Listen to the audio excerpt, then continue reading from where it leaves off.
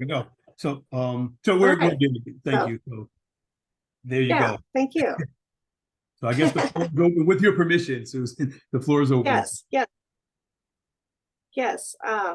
Who else would like to share something? They're smiling. That's for you guys, Swan, Rich, Yeah. whoever. And I'm gonna go ahead and mute myself unless somebody asks me something. Okay. Oh, okay. Hi. All right, I'm Rich Swan, the Birdman. Yeah. Um, I don't know where to start, so I'll just point out, like Rand, uh, in answer to your question about how long we've been writing or whatever. I've been writing honestly as long as I can remember. I could go back in my mind to 5 years old, and I was just doing really little things, but it was based on my love of dinosaurs and a friend that I grew up throughout my whole life in school with, literally from kindergarten to 11th grade. This kid named Paul Perea used to influence me a lot artistically because he would draw pictures that would blow my mind. And at Yeah. that time, it was dinosaurs. And I always loved when I was in school in history class when they talked about the prehistoric age. So to me, it made sense to try to imagine what those times were like for the animals. And I would literally write little stories based on the pictures that I see him do. And I had a desire to try to also marry my thoughts of what I write down to images. And he was my influence for art. So I would take his pictures. Well, actually, I'd ask him for his pictures, and he'd give me some pictures, and I would take them home. And I didn't know how to do this or anything. So, as far as art goes, I'm self taught because what I did is I would take his pictures. And back in the day, they used to have these thin pieces of paper they actually called tracing paper. I don't know Uh-huh. if they're actually out there anymore, but I used to somehow I got a hold of some, and I used to take the tracing paper and put it over top his picture, and I would draw his picture, recreate his picture like that. Yeah. And I would do it so many times that what I was trying to do in my mind was trying to get like my own artistic abilities. I didn't know if it was going to work, but surprisingly it did, because eventually I started taking his pictures and putting it to the side.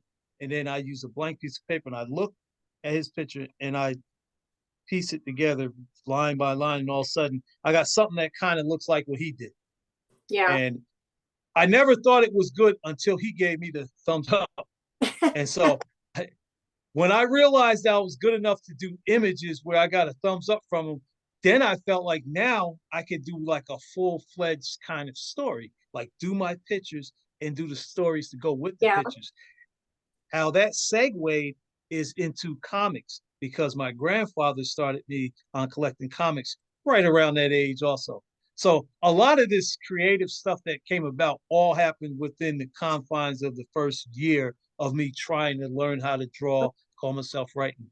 And honestly, I can't tell you much of anything about anything I wrote with any kind of level of coherency or whatever, but it felt to me like it was pretty engaging stories. I didn't know. I tested it out, of course, on my mother, who, unbeknownst to me, told everybody everything was great. So she wasn't really a good barometer for that, but I did it anyways.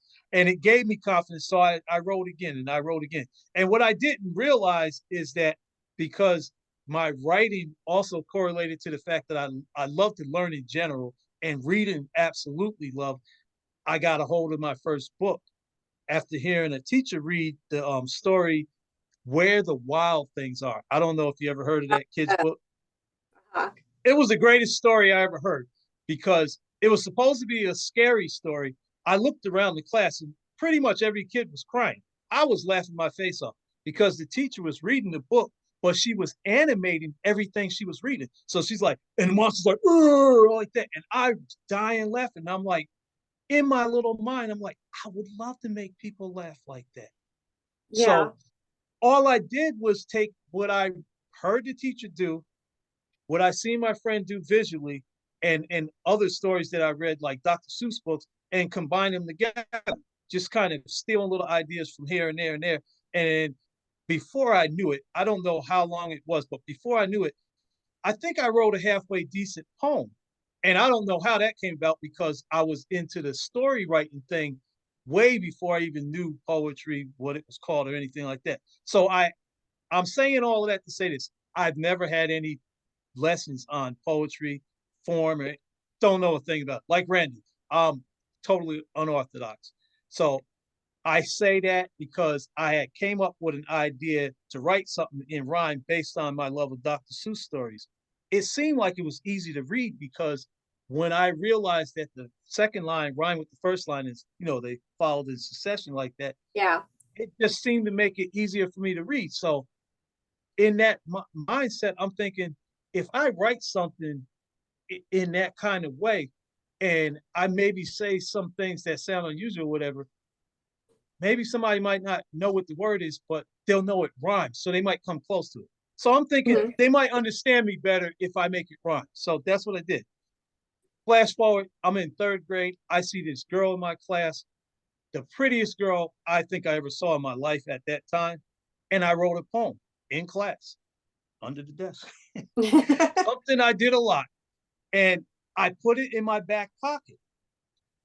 What I didn't know is my whole life is going to be screwed up from that point on, because it's important to tell you this because I stopped writing to most people's knowledge at that point because I got called up to the chalkboard and I had to answer a question on the board.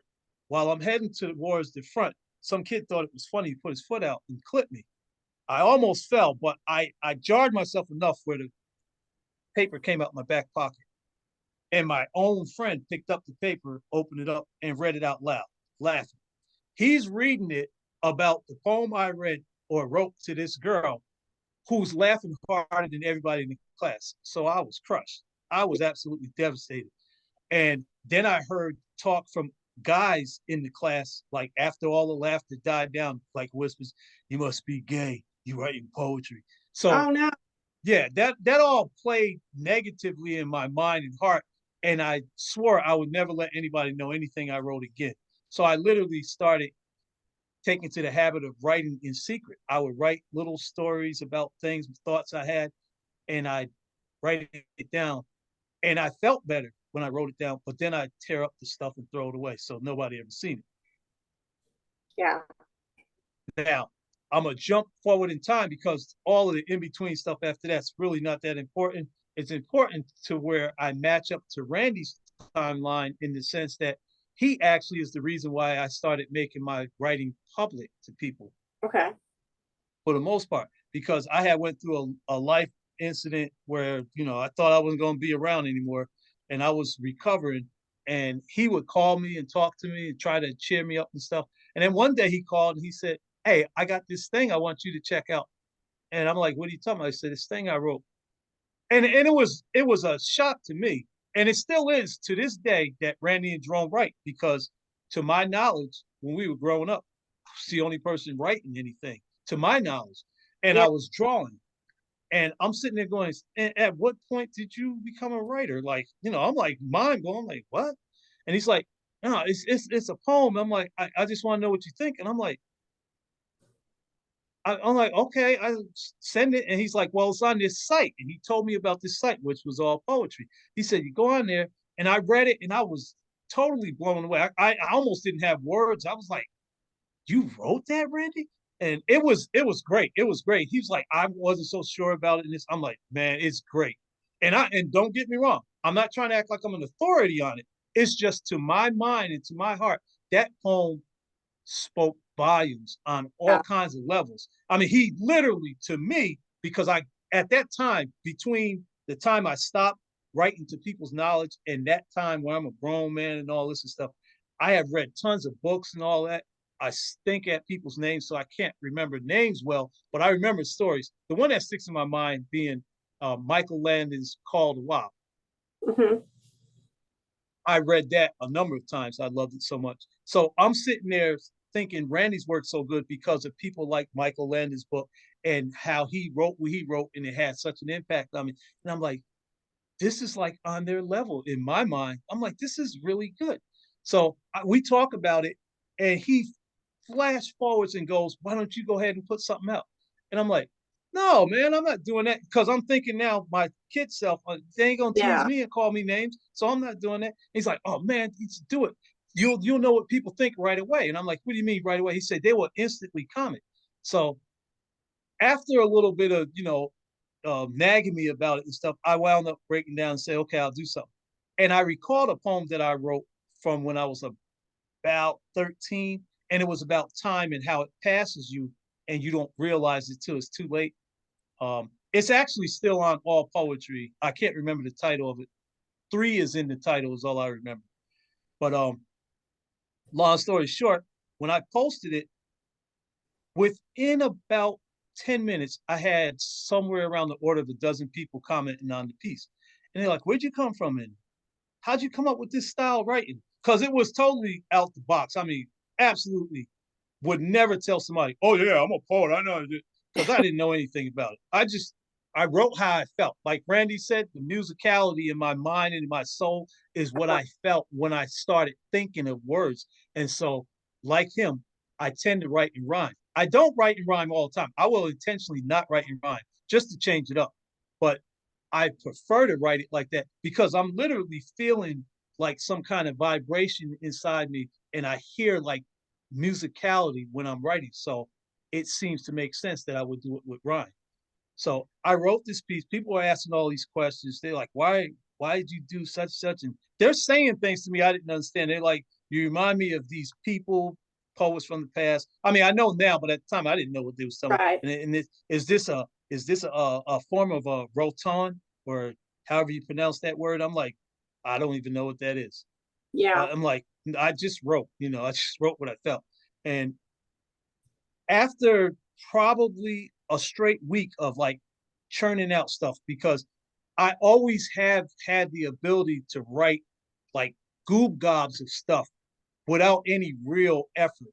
And I'm not saying that to be bragging. It lacks a whole lot of discipline and all that. So I'm not saying it to be bragging. But I literally will have no thought on my mind. And then as soon as I touch a piece of paper with a pencil or something, or I touch the keyboard, I'm off and running. It's as simple as that. I'm not going, "Oh yeah, I'm gonna plan to do this." I never do like that. I just touch the keyboard and I start writing.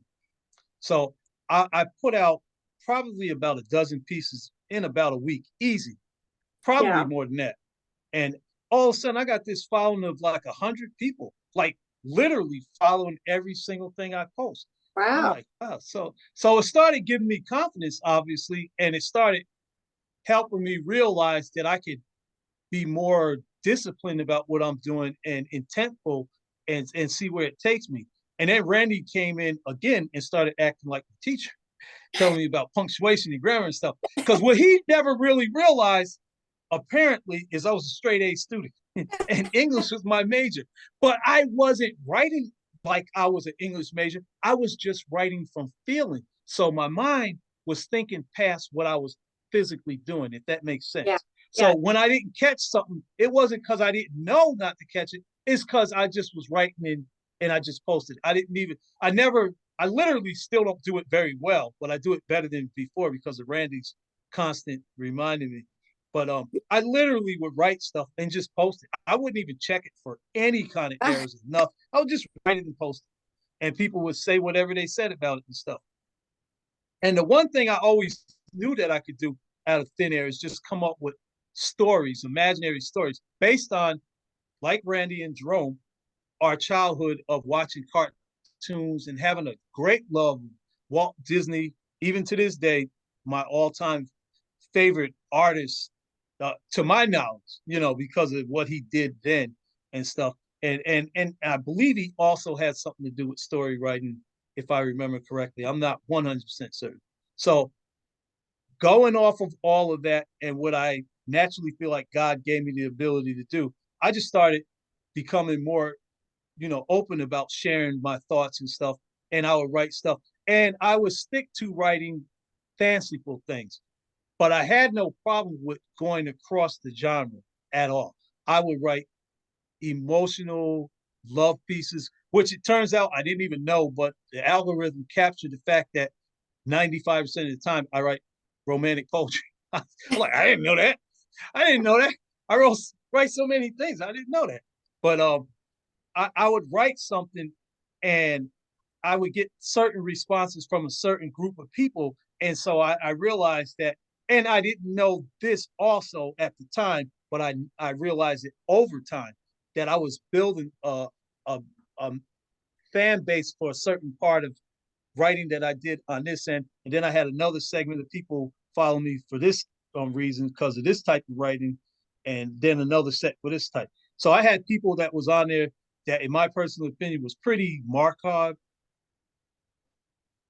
That's not really how you pronounce it, but I think you get what I'm saying in the Yeah. sense that they like dark stuff. So I would intentionally write really dark sounding, sick kind of stuff. Not really sick to me, but sick to them, I guess. But I would only do it around Halloween. And I would have people that read my other stuff that liked it. They come over there and they go, "Oh, this is different for you. It sound like you're in a bad place and all that." Well, the one thing that anybody that knows me well knows, I can't write anything dark and sad or whatever if I'm actually in that mode for real. I can't do it. I can do it if I'm totally happy. I can do it all day long. So I would explain to them, I'm perfectly fine. That's why I got that piece out. Because if I really was in that place, you wouldn't hear a peep from me. Because it's as it turns out, the reality of writing something dark and heavy and sad like that, I don't like to share with the world. It would never see the light of day. I would throw it away. If I do share it, it's because I'm not really feeling that way at all. I'm totally happy. I'm just wanting to get a kick out of scaring somebody and go, "Oh man, that gave me the creeps," So that's the kind of, that's how I'm built. I don't know how to explain any more than that. Flash forwarding to how me and Randy came together in the story he said I wrote him in on had to do with a story called The Fantastic Lord. And it started with just two characters, a plastic straw, and a shoelace that I call shoestring/string. It happened because I had seen this lady's reaction to me asking her a question at a former job that I was at. And she was in a bad place. She was sick. Everybody in the building apparently didn't know it. They thought she was a really bad, mean person. They called her names and stuff behind her back.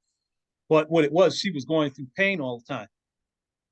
I'm in my cafeteria/break room one morning, and she comes through, and I'm like, "Hey, how you doing?" And all that. And she's like, "Terrible." She says all of this negative sound stuff, and I'm like, "Ooh." And I'm thinking, I'm sorry I said something to her. But then I did feel bad that she was like that. So I said, "I wish I could do something to make you feel better." And she said, "Nobody can make me feel better. I'm in pain all the time." She just went on and on, yada, yada, yada. And I'm like, ooh. And I'm like, "I'm sorry." And I walked away. She went her way. I went my way. I'm at my desk and I got my coffee and I got my little stirrer that I used to stir it up with. And it's a plastic straw and I put it in my mouth.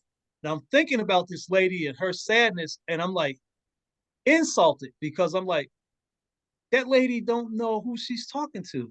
Like, does she know how silly I am? And, I'm saying this, I'm laughing at myself in my head because I'm like, I know she didn't do this to me, herself, like try to insult me. She didn't know that. But I was acting like it felt like an insult to me because I'm like, I think I can make anybody laugh because I'm silly. I'll pretend to be serious, but I'm silly. So she just don't know who she's talking to. So I said, I wonder if I can. And I got her email address through our work thing, and I figured I'll send her something. And before I did that, I had pulled the straw out of my mouth and it was all mangled up and stuff, right? And I tapped it on the desk. And I said, "I wonder what I could do." And when I looked at the straw, I said, "Oh," and I said, "Twisted diatribe of the straw." So as soon as I thought the idea for the story, the title, "Twisted Diatribe of the Straw," I started typing. I typed out about 2, maybe 3, 4 paragraphs, and I sent it to her. Probably 5 minutes later, she came down the stairs. She almost fell down the stairs. She had a big coffee stain on her blouse. And she came over to me. She's like, "That was the funniest bleep I ever read in my life. Where the heck did you get that from?" And I was playing coy and everything. I'm like, "Huh? What?" She's like, "What you said?" I'm like, what? What are you talking about? Like I don't know what she's talking about. She goes, what you just said? I said, oh, that. Oh, I wrote it. And she's like, no, you didn't. No, you didn't. Stop lying. No, you didn't. I said, yeah, I did too. She says, oh my God. She says, you're so silly. She says, can you do it again? I said, sure. She wasn't even up the stairs before I started typing out a couple more paragraphs. And I sent that to her. She repeated that same steps, the almost falling, coming down. She's laughing. She's like, oh, she's like, Rich, you're too much. She's like, oh my God, that's so funny. She says, do you do anything more with this stuff? You should write books. First time ever anybody ever made me feel inspired to try to write a book. So she put it in my mind, and now the seeds is starting to, grow. And I'm sitting there going, a book off of straw? And I look down while I'm thinking this, and my shoe is undone. And I'm like, start laughing to myself. I said, straw's cousin, shoestring. And I start writing the character's shoestring. But then I think, okay, they got to have somebody that they're against. So I think about the establishment, the government, and I demand. So I'm like, okay, that's their enemy, demand. And I start laughing at myself because I'm thinking of all this crazy stuff in record time. And I'm like laughing. I'm like, demand and straw and string is cousins, and they're going to get them. And so I start fleshing it out a little bit more. And I decide I'm not going to call him shoestring. I'm going to call him string, because if I call him shoestring, that implies he's still part of the shoe. And the shoe wraps itself around the man's foot to give him comfort. And string doesn't like anything having to do with the man, including the shoe, because he's giving the man comfort. So he separates himself from the shoe and becomes his own person, or his own string. And so he forever and there, I actually wrote this. I don't know if I still have the original part of it, but forevermore, he's known as string now. He doesn't want to be called shoestring. He just wants to be called string. He severed his ties with the shoe. So now it's established. He's string. And now he wants to find out where his cousin Straw is. Straw has just been, what do you call that, Reddy? Recycled. He has been recycled. He's been remolded and reborn, and he's stronger, and he's a much more robust Straw. And they have finally met up, and they decided to come up with a harebrained plot to come together with them and their family members, which some of them being Straw's immediate family, his sister Susie Q, those Straws that's like that and stuff, and the straight little skinny straw, the drink mix straw, for alcoholic beverages. And his disdain for man is because like they were involved in environments where they were made to be, drunk, the straight straw being drunk from the man, putting her in alcohol and all that and stuff. And before I knew it, I had at least a half a dozen characters, and I'm having fun, and I'm putting little snippets of the story up on the poetry site, which I also need to add. I wrote them in like make-believe poetry style, because we were told you wasn't supposed to do stories on a poetry site. Like the moderators was watching things and we get thrown off. So I said, well, I'll write it in rhyme, and I'll do it and break it up in stanzas to make it look like a poem. But it was really a story. Yeah. And obviously the people that followed us and they seemed to get it, they thought it was hilarious. They thought it was clever. I thought it was funny all around, because I'm not a rule breaker to the point of wanting to go to jail or nothing like that. But like things like that, don't write no real story because you get thrown up. I'm like, yeah, whatever. So I just figured a way around it by doing that. And it turned out I all of a sudden now have like 250 people follow me. And they're suddenly following me because of the lore, primarily. They're literally saying, we need more lore. We need more lore. And I'm sitting there, and my brothers is actually saying it too, Randy and Jerome. And Randy's like laughing about it. He's like, yo, Swan, he's like, you got something here, man. He's like, this is funny. He said, when are you going to put out another one? And then I started thinking, I'm like, the only way I could think of this being funnier is if somebody was writing it with me that knew how I think. I'm like, and I'm the whole time I'm plotting, I'm laughing because I know I'm about to tell a bald-faced lie to my brother. I know I'm about to tell a bald-faced lie, but I figure I'll try it and see what he does. And I'm like, yo, Rand, I got about 40 characters now. I can't keep up with them. I'm like, I would keep writing, but I can't keep up with them. You think he can help me out? I don't remember the exact conversation, but I do remember him going, "Nah, Swan." He said, "I can't do that." He said, "You the writer, you the storyteller, not me. I can't." I'm like, "Come on, man." I said, "I think you could, man. Well, you think you could just take one character? Like, can you take String?" And boy, that was the best decision I ever made. That kid he stole String from me. He made String 10 times funnier than I ever could have made him. And I had the time of my life. And we literally started writing towards the book. Once he was officially on board, we literally started building the book from that point on. And people just kept encouraging us, including saying they can't wait till the movie come out. That's how much well received that story was. Yeah. And I'm sitting there laughing the whole time because me, Randy, and Jerome, our whole family really, we had this habit growing up. You ever heard of the term playing the dozens? No. It's basically like put downs, joke put downs. Oh, okay. It's just a term for that. We did that our whole life, our whole family. It's like you give us an opportunity to make fun of you, and we're not doing it maliciously. We're just doing it to make each other laugh. Right. But we can get a little stinging with it, admittedly, but we really just do it in love and just to make each other laugh. And I knew because Randy was like that, and I was like that, and Jerome was like that, I knew we would have the time of our life if we sat there in story form and basically try to outdo each other with jokes. Uh-huh. And that's it. All of a sudden, for me, I don't know if Randy was thinking it, but for me, it was a competition. I'm like, I got to come out with the funniest thing, man. So I'm sitting there feverishly writing the next follow up to whatever he said because he had just made me choke on my food and stuff. So I'm like, yeah, I got to get him back. And then he would write and he'd tell me, "Yo, dude, man, I couldn't hardly finish that, man. That thing had me laugh so bad." And I'm like, "Okay, I got him." So that's all we really was doing. Ironically, I don't know when it started, but when it happened, from that point on, all we really was doing was writing for me and him. We wasn't even caring about other people at that point. We was just writing to outdo each other, and it developed into what it developed. Excuse me. On that note, oh, go ahead. Pardon me, hate to interrupt you, but I'm going to try to jump in here real quick because you made a point that I can second that notion that you mentioned a few minutes ago when you said how people thought that it should be a movie. I totally felt that way with reading Fantastic Four and reading Noise Story as well. I was like, you guys have to get this into the hands of, I don't know who, Pixar, Disney, someone. Yeah. These stories need to get into their hands and need to be animated and put on a big screen. I think I know people would love them. I just had to piggyback on that because you kind of blazed past that point.